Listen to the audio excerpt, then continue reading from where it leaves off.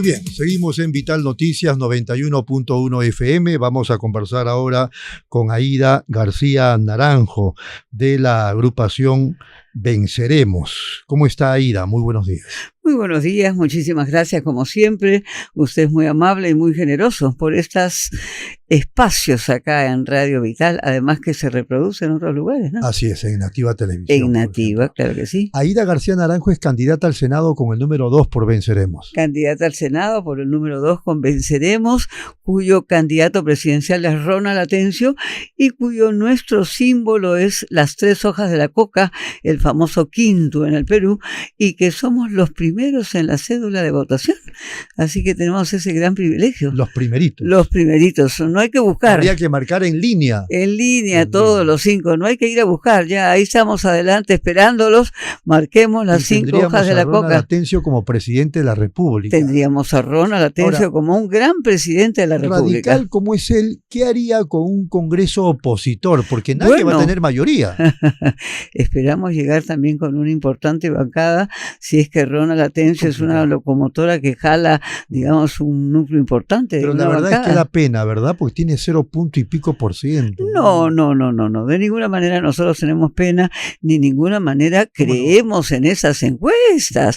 Recordemos, usted lo acaba de decir con el candidato anterior, que en las elecciones anteriores, las últimas del 21, con las mismas exactamente encuestas, el ganador era Lescano, el ganador presidencial era Lescano, y a una semana de las elecciones, Pedro Castillo Terrones no existía.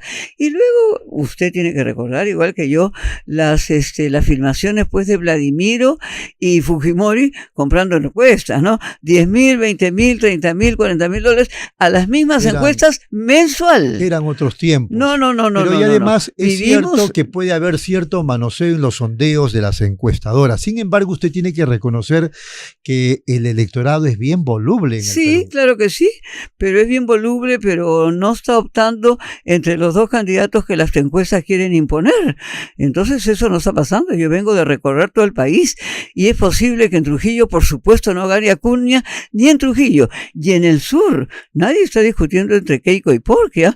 Ese escenario no existe en todo el sur. O sea que no nos engañemos, ¿no? No nos engañemos. Si bien es cierto, usted dice que otros tiempos están, tenemos nuevos Montesinos y tenemos los mismos Fujimoris. Así que ese tiempo no ha cambiado.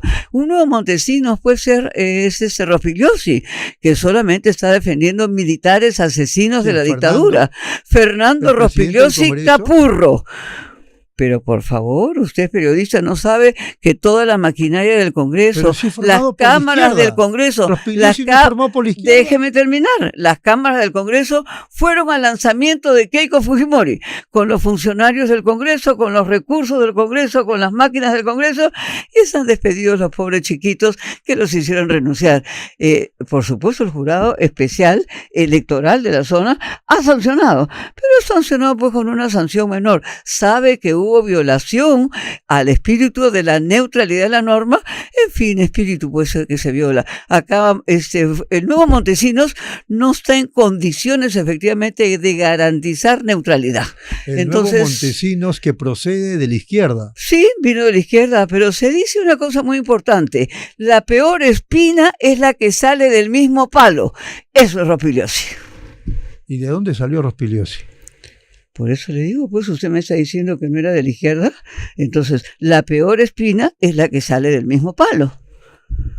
¿Y en qué vamos a terminar en ese contexto, Aida? Bueno, en ese contexto hay que recuperar la decencia a ese Congreso y hay que hacer una restauración moral también. No se trata pues de una restauración, no se trata solamente de revertir la contrarreforma electoral. La crisis es política, económica, es social, es ambiental, es climática, es migratoria y es moral. No nos olvidemos que la degradación a los que nos ha llevado esta clase política es pues estamos en la última lona. Dice bien, no es por gusto que la bien, población no dice peruana dice mafioso, que se vayan todos. Política. Esta clase política. Y en esa clase política están todas las sí, ideologías. Está casi todos. Casi No, pues todos. ya cambió. Hay algunos, por supuesto, hay algunas personas respetables, ¿eh? Que se cuentan con una mano, de los 130. Entonces, efectivamente, la opinión de la mayoría de la población es que se vayan todos, votó por la no reelección y efectivamente eso nos dice algo. No es posible aceptar que 90 congresistas quieran ser reelectos porque tienen todos carpetas fiscales y entonces lo que hayan es destituir jueces, destituir fiscales, de ir a autoridades que han sido probas en estos años. Entonces, esa es la situación tan crítica de no reserva moral, de degradación moral que tiene esta clase política. ¿Cómo hacemos para cambiar esto? ¿Tendrían que irse también ustedes? Bueno, no, yo no soy la clase política ni he estado jamás en el Congreso, pero no he estado jamás en el Congreso. Jamás en el Congreso. Bueno, sí, represento, por supuesto, un sector de la clase política que jamás ha estado en el Congreso. Yo efectivamente he cubierto cargos del Ejecutivo por breves periodos. Entonces, efectivamente, la gente quiere una renovación profunda, ¿cómo no? ¿Cuál ha sido el aporte de la izquierda en todos estos años? Para empezar a hablar de justicia social, para pasar a hablar de equidad, para seguir aprobar planes de igualdad que antes no existían, efectivamente mejoras en derechos humanos, acceso mayor a la educación, acceso mayor a la salud. Es decir, nosotros tenemos que tener un balance dual. ¿Dónde? O sea, no los veo. ¿Así? ¿Y cómo es que se acabó con el analfabetismo? Susana Villarán y su... Pero ese es un San Benito de la derecha. Ese es un San Benito de la derecha. Pregunto yo, ¿el analfabetismo ha tenido derechos en ese periodo o no ha tenido derechos? ¿Se acabó con el analfabetismo? ¿Tuvo derecho al voto? ¿Las mujeres tuvimos derecho al voto? ¿Los sindicatos pudieron organizarse en sindicatos? ¿O es que todo eso existía en el siglo pasado? ¿Y dónde estaba la izquierda? A la cabeza de esas luchas, o es que la derecha está a la cabeza de la lucha sindical, de las plataformas sindicales, de los pliegos de reclamos, de la negociación por raba, del voto femenino, de la cuota femenino, de las políticas de igualdad. ¿Quién está? ¿La izquierda? ¿O va a estar la derecha, me dice usted, en esas demandas? Entonces, tenemos que tener una mirada dual. No estamos en el siglo XX, por supuesto se vienen produciendo conquistas, por eso que el Congreso es antiderechos, porque quiere quitarnos esas conquistas, porque se han producido esas conquistas. Tenemos un Congreso antiderechos, antigénero y procrimen, como consecuencia de que se habían producido avances que los quieren, por supuesto, hacer regresivos. Y eso no pasará. ¿Presume usted que Atencio tiene posibilidades de pasar la valla? No solamente presumo, sino proclamo de que él puede pasar la valla, cómo no, y aspirar a la máxima magistratura, porque yo no le creo en estas encuestas.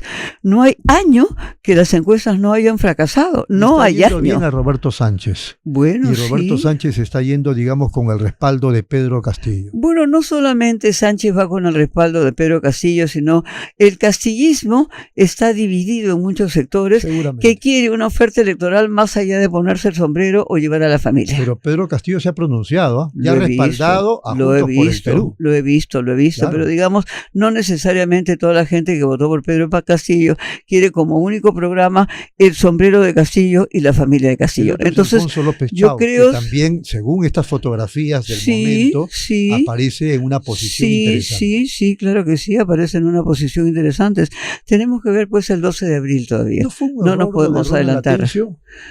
Bueno, no fue un error, fue una injusticia del poder, el haber detenido a Bermejo después de tantos años, luego de 2 juicios, en donde los jueces lo declaran unánimemente inocente en 2 procesos judiciales, ha sido sacarlo del proceso electoral para efectivamente golpear a la izquierda y golpear a un candidato de fuerza. Es así que efectivamente nosotros no nos íbamos a abstener y teníamos que tener un candidato alternativo.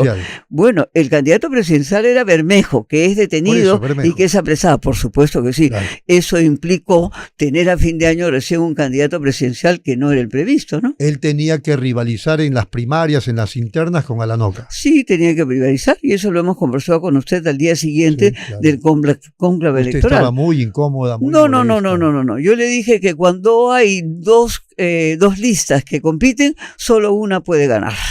Y fue sorpresivo, ¿no? Porque bueno, no fue sorpresivo. Bueno, seguramente porque teníamos un mejor marketing nosotros con el compañero de la NOCA, pero efectivamente los votos se imponen y las democracias se respetan y los acuerdos se cumplen y las proclamas se tienen que hacer, ¿no? Frente a todo este contexto que ahora vemos, lógicamente, ¿no hubiera sido mejor la candidatura de Verónica Mendoza? Bueno, Verónica Mendoza es una persona con un gran arrastre popular, tiene una gran decisión. ¿No hubiera sido mejor? Para ver, pero déjeme pues contestar si usted me pregunta, ¿no? Los políticos no están acostumbrados a dejar cargos vitalicios, ¿no? Y entonces no tenemos presidentas que compiten de manera permanente como lo hace pues Lourdes Flores Nano, ¿no? Entonces es una persona que quería volver a sus orígenes. Es seguramente que la tendremos de gobernadora del Cusco, así que usted no se olvide todavía del rol de Verónica Mendoza en el país. Aún ella es una no cusqueña. La valla, el 12 de abril el partido sigue siendo, digamos... sí, en ese escenario no nos ponemos, pero efectivamente la inscripción se pierde el 1 de enero del 27. Correcto. Así que efectivamente vamos a... Pase lo que pase el 12 vamos a construir y a tener, tenga usted la seguridad, alcaldes distritales, alcaldes provinciales y gobernaciones. Aunque en el propio Cusco a Verónica ya no la querían mucho. Bueno, mire usted las encuestas del Cusco ahora. Mire usted las encuestas. Bueno, entre Castillo y Verónica votaron por Castillo. Pero mire usted hoy día las encuestas a la gobernación del Cusco. Ahí se sorprenderá. ¿Qué le parece como representante de la izquierda en estos momentos Alfonso López Chao? Bueno, él no es el representante de la izquierda. Él mismo ha definido que él no es el representante de la izquierda. Él se ha definido como socialdemócrata, se ha definido como centro y por supuesto hay quien lo define como centro-derecha. Entonces él no es el representante de la izquierda peruana, ¿no? Y Belaúnde Llosa. Bueno, Belaúnde Llosa tiene pues se lo preguntaba por Pomareda, un atentado fallido, ¿no? O un autoatentado. O sea, es un tema muy poco claro. Pero efectivamente nosotros no votaremos pues por el partido de Vargas Llosa, que al que se le ha puesto un apellido. Era Libertad, que es el que crea el Fredemo, y ahora se llama Libertad Popular. De popular tiene bien poco, ¿no? Listo. Vamos a entrevistar a Carlos Mesía, que ya se encuentra en estudios. ¿Qué le preguntaría a usted? A Carlos Mesía. Del fujimorismo. Sí. Carlos Mesía, expresidente del Tribunal Constitucional. Sí. ¿Qué hace candidateando? ¿Cómo? Eso le preguntaría, que qué hace candidateando. ¿Por qué? Porque, digamos, Keiko enfrentará una cuarta derrota.